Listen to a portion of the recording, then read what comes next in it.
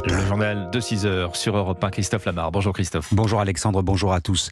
Le communiqué officiel de l'Élysée est tombé à 19h40 hier soir, mais le secret avait été éventé bien avant. Ce sont les ministres eux-mêmes ou leur entourage qui ont informé la presse au fil de la journée. Du jamais vu pour un remaniement. Ce gouvernement Borne 3 acte la défaite de la société civile devant le politique. Le départ le plus emblématique, celui de Pape Ndiaye à l'éducation, remplacé par Gabriel Attal.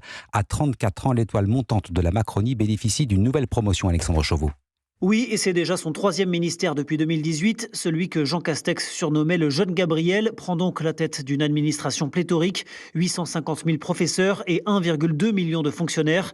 Un ministère en crise, panne de vocation chez les professeurs, entrisme religieux à l'école et une baisse continue du niveau des élèves. Alors face à ces défis, Gabriel Attal devrait incarner à nouveau un changement de ligne rue de Grenelle. Il compte ainsi revenir aux fondamentaux, comme il l'a indiqué hier soir lors de sa passation de pouvoir avec Pape Ndiaye. Après ce que le pays a traversé au début du mois de juillet, il faut en revenir à des choses simples. Le respect du professeur et de son autorité, la maîtrise des savoirs fondamentaux, le respect de la laïcité, alors que nous sommes tous, tu l'as dit, encore si douloureusement meurtris par l'assassinat de Samuel Paty. Gabriel Attal devra aussi nouer une relation apaisée avec les syndicats, plutôt méfiants après sa nomination, mais qui ont déjà salué par le passé sa capacité à dialoguer.